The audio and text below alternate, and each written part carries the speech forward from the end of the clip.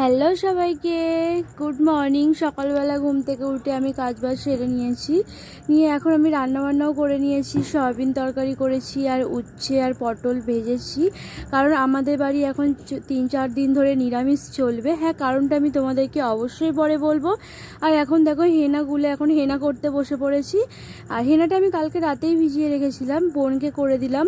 আর বোন এবার আমাকে করে দেবে, তো তার জন্য আমি একটু রেডি হচ্ছি, কারণ হেনা লাগলে পুরো উঠতেই চায় না, প্রচণ্ড বাজে একটা দাগ হয়ে যায়। তো আমি রেডি হয়ে নিয়েছি, এবার আমি বসে পড়েছি। তো এবার বোন আমাকে এবার আস্তে আস্তে ভালোভাবে মাখিয়ে দেবে। জানো তো, মাখাচ্ছি আর আমার না প্রচণ্ড ঘুম পেয়ে যাচ্ছিলো। অনেকদিন পর না মাথায় যেন কেউ একটা ম্যাসাজ করে দিচ্ছে, দারুণ লাগছে। আর আমি না অনেক দিন পর হেনা করছি, তাই হেনাটা করতে প্রচণ্ড ভালো লাগছিল। আর দেখো আমার হেনা এখন কমপ্লিট। আর আমরা দুপুরবেলা বেরিয়েছিলাম ফুল তুলতে, কারণ কালকে ছিল নীলের উপোস। তো তার জন্য দেখো